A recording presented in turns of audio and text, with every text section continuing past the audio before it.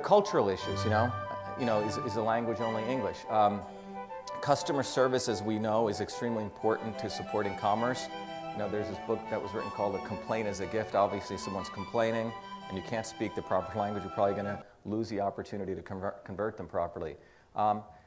Some people do prefer face-to-face communication, so how do you resolve that? People are used to typically buying face-to-face, and then there's a presentation of the product. We in the United States, we spend a tremendous amount of effort in branding, right? Everything's got to look great.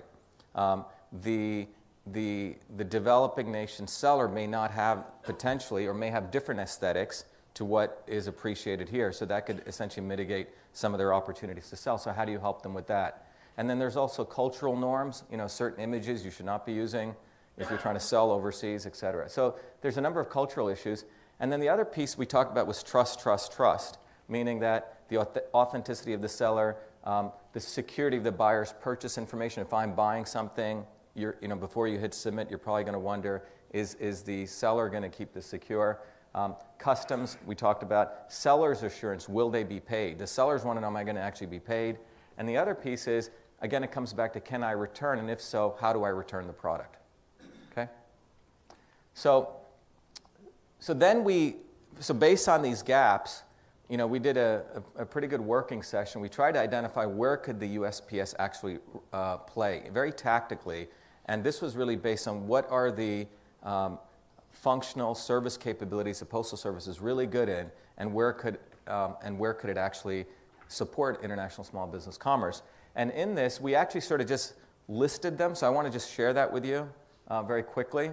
And obviously, it's open for discussion. After this, as I said, we itemize sort of the top three, which the Postal Service could likely look at, if they wanted to do further experimentation. But first one was seller reputation score management, very much like a service offering, a widget that you could offer on the web, very much like how TripAdvisor, these kinds of online sites do, where they actually can give a reputation score for the seller. So if you're buying from different sellers in developing nations, could the Postal Service help give a reputation score?